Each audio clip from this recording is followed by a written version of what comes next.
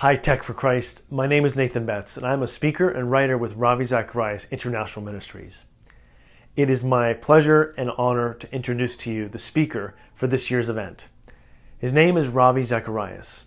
To some of you, you will know him as maybe a Christian statesman, a distinguished author, speaker, one who crisscrossed the globe, presenting the message of Jesus Christ, the beauty, truth, goodness, and attractiveness of Jesus Christ into myriad settings, including universities such as Oxford, Princeton, Harvard, to the halls of Parliament, to business settings, churches, conferences, many places that really show us just how wide-reaching and how far-reaching the gospel truly is.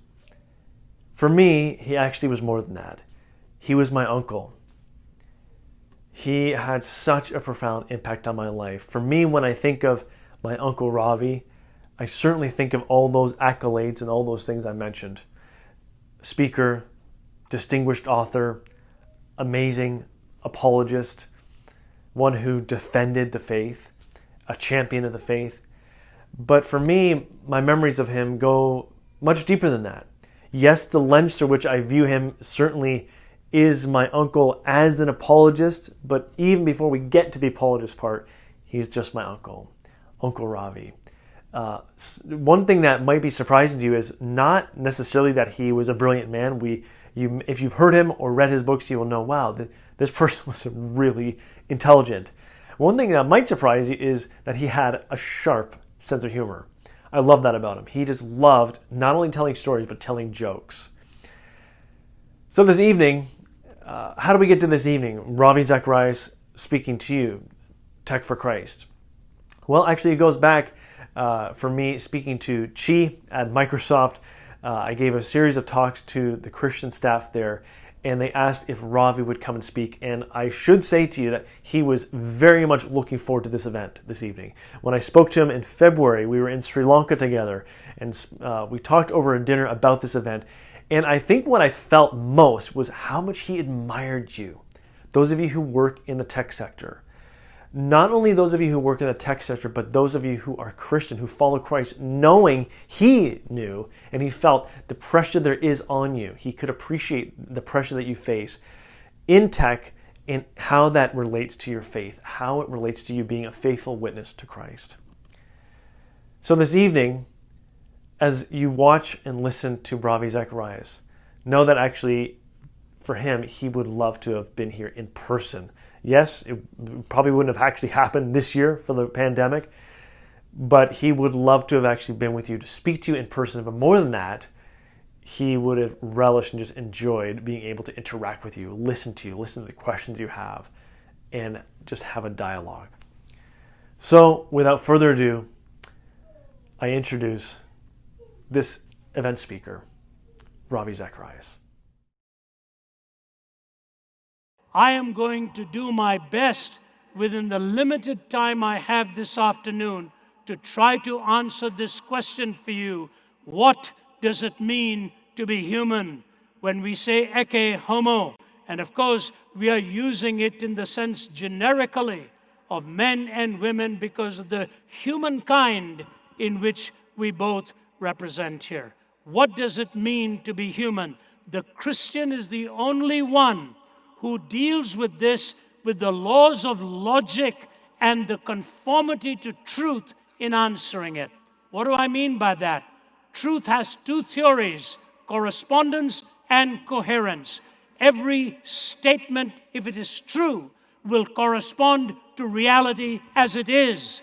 And all of the statements put together in your answers must have coherence. They must cohere together. When you go to a court of law, the lawyer questioning you will look for these two areas. Do your answers conform to reality? Do all of your answers cohere together? May I suggest to you the Judeo-Christian worldview is the only one that will give you answers that correspond to reality and coherently answer this question. What does it mean to be human? There are four basic categories that I wish to bring to you. Number one is the category of creation. We are not here by accident. We are here by divine purpose and divine pattern. We are here because of divine purpose and divine pattern. There's a very well-known scientist in Cambridge who's now retired, John Polkinghorne, one of the leading quantum physicists of his time. In his book, One World, I had the privilege of taking a couple of lectures from him many, many years ago, talking about the whole notion of the universe and its coming into being. And his book, One World, is actually a summary of those lectures that he gives. But here it is. He makes this comment. He said, do you know how exact this universe had to be in its fine-tuning in order to bring about the reality of humankind? The exactitude demanded, he said, is something like this. It's like taking aim at a 1 square inch object at the other end of the known universe, 20 billion light years away, and hitting it bullseye. The margin of error was so small, he says it would be like taking aim at a 1 square inch object at the other end of the known universe, 20 billion light years away. Such exactitude. Dr. Chandra Vikramasinghe, professor from Cardiff in Wales of Sri Lankan origin, made the comment that the enzymatic makeup in your body and mind, just the enzymes, the possibility of those enzymes in bringing together what we have life is so remote, he said, it's like 1 in 10 to the 40,000th power. And his colleague, Frederick Hoyle, said, the chances of that are as slim as a tornado going through a junkyard and producing a jumbo 747 as a result. Fine-tuning inside your body and in this very universe itself. This is the exactitude of what the created order is all about. 3.1 billion bits of information in your human DNA. 3.1 billion bits of information. Can you imagine a dictionary developing because of an explosion in a printing press? That is what you call specified complexity, the created order. What does that mean? It means two things that I want to deduce from that. When you talk about creation, it means you have intrinsic worth. You have essential worth, not given by state, not given by government, but the essential value you have, and there is a reflective splendor. I want you to listen very carefully to this juxtaposing of two thoughts now. And it is this. When you think of what it is that Jesus said about what it means to be human, you realize the exactitude was so extraordinary, because a man comes to him and says to him, is it all right to pay taxes to Caesar? And what did Jesus say? Do you have a coin? The man said, yes. He said, give me the coin. He picked up the coin and looked at the man and said, give to Caesar that which belongs to Caesar, but give to God that which belongs to God. The man should have had a second question. That question was, what belongs to God? He looked at the coin. Whose image? Caesar.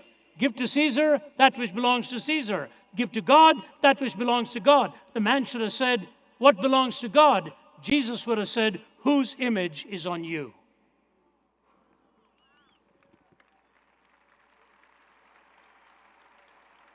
That's the extraordinary reality that God gives value to you and to me. But I also want to remind you, while Moses gave 611 or 613 laws, Jesus reduced them to 2, to love God and to love your neighbor as yourself. Because of the first, the second necessarily follows. Without the first, the second is with its feet firmly planted in midair. You love your neighbor as yourself because of the vertical dimension of loving God. But here's what I want to point out to you that's very critical. You are not lost in a sea of humanity. Your value is both general and particular. You have a particular value that is distinctively you. In the year 2006, there was a terrible accident just very close to the setting of Taylor University. Several Taylor University students and staff were coming back from the end of a weekend, and as that van was making its way back home, a huge trailer truck crossed over the median. The man had fallen asleep at the wheel, they say, crashed into this van, killing 4 students and 1 staff member. And one of the families, the Van Ryn family, was told that their daughter Laura had survived the crash, but she looked terribly disfigured. But they needed to come, and the others were told their kids had been killed in the crash. So the Van Ryns come, and they're standing next to the bed of Laura, and her face is so contorted and distorted by the accident, they can't even recognize her. So they keep waiting and waiting for this coma to come to an end, matted hair, disfigured face. 1 week, 2 weeks, 3 weeks, and gradually she starts talking. But she was not making very much sense except not to respond to the name Laura. And after 4.5 to 5 weeks pass by, she looks at them and says, "Why do you call me Laura? I'm not Laura. My name is Whitney. I'm Whitney Sirac." And the parents are just staring into the face of this now recovered mind, and they contact the officials of the university and say, "Was there a Whitney Sirac in that van?" Said, "Yes, but she was killed and she's been buried." So you better come here. You come and check it out. So the Van Ryns are brought into a conference room. The Sirac family is brought into a conference room, and then say, "We have some news to give both of you. The young gal that you've been looking after is not your daughter. Your daughter Laura was killed in the car crash, we just find out, because no DNA test was actually taken. They had similar features, and the person who picked her up along with, I don't know whether it was a wallet or a cell phone or what, just carried it back and assumed this belonged to her. And so the Sirac family, who had already had the funeral of their daughter Whitney, were told, "Your daughter is not dead, this is her." And the Van Ryn family was told, "Your daughter is buried," and the grave marker gives the name of Whitney Sirac. We're awfully sorry for what it is that has happened here. The coroner lost his job over the whole thing. You see, there is a particular value to you. Your name is given by those who help bringing you into being. You can always replace a worker. You will never, ever replace a person. Persons are unique. They are distinct. Don't anyone ever minimize who you are as a singular individual. Don't ever try to be somebody else. Don't feign at being somebody else. You are a person with a DNA, and God's image is on you in a general sense. God's unique gifting is in you in a particular sense. When I was 17 years old, I would never have dreamed that I'd be standing here at the Mercedes-Benz Stadium in Atlanta some years from now, talking to over 60,000 youth live and many online. Because at the age of 17, I was on a bed of suicide, having attempted to take my own life. I sometimes think about the cross and shut my eyes and try to see the cruel nails, the crown of thorns, and Jesus crucified for me. But even could I see him die, I would but see a little part of that great love which like a fire is always burning in his heart. You are valuable to God. Don't ever minimize your individuality. The very word individual means you cannot be divided up. You are unique and a composite, fashioned in the image of God for a particular purpose. creation. But you move from creation, an intrinsic worth and reflective splendor, you move to the incarnation, that Jesus is that eke homo. He reflects for you and me what it actually meant to be human. You will never see another life so pristine, so pure. I wrote a book called The Lotus and the Cross, an imaginary conversation between Jesus and Buddha. And I interviewed Buddhist monks and priests from many parts of the world. And I forget how many times I asked the question, who do you think is that quintessential expression of what life is intended to be like is lived? Many of the Buddhist philosophers and priests themselves would say, Jesus Christ. That's why even Mahatma Gandhi, who was a devout Hindu, made the comment once. He said, my problem with Christianity is that I like their Christ, but I don't like their Christian.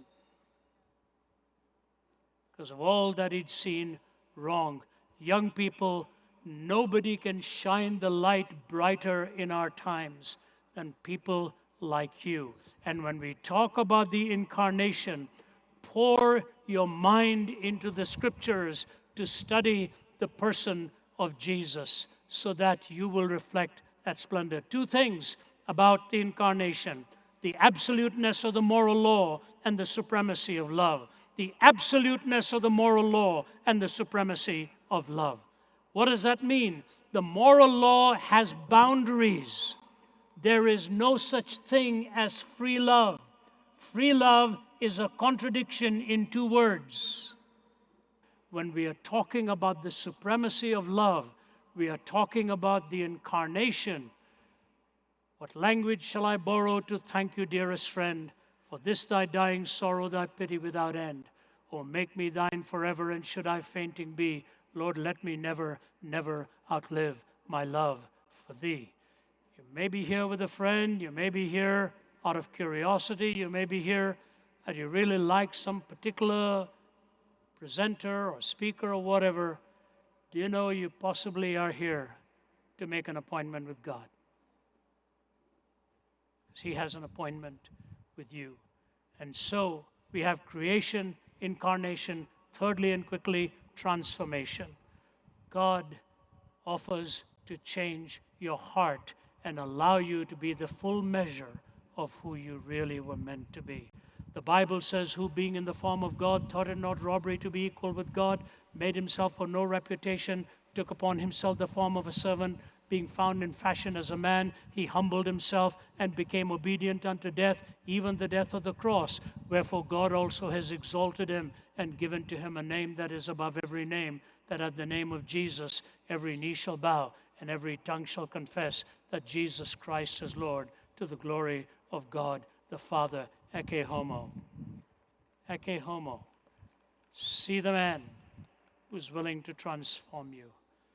I just wrote an article called Hindsight, Eyesight, and Insight coming into 2020.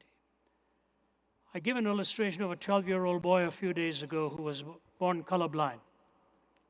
Couldn't see colors. One day in the classroom recently, they had a surprise for him. They had a device and a pair of glasses that he could put on his eyes so that he could see colors for the first time. And a riot of colors was placed in front of him. He's got these glasses on, this little kid, and he's looking and looking and looking, and he covers his eyes and bursts into tears. For the first time, he'd seen the world of color. The hymn writer says, heaven above is softer blue, earth around is sweeter green. Something lives in every hue Christless eyes have never seen.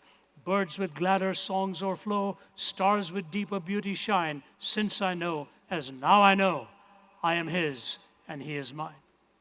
My brother is a serious diabetic. He's a surgeon in Toronto.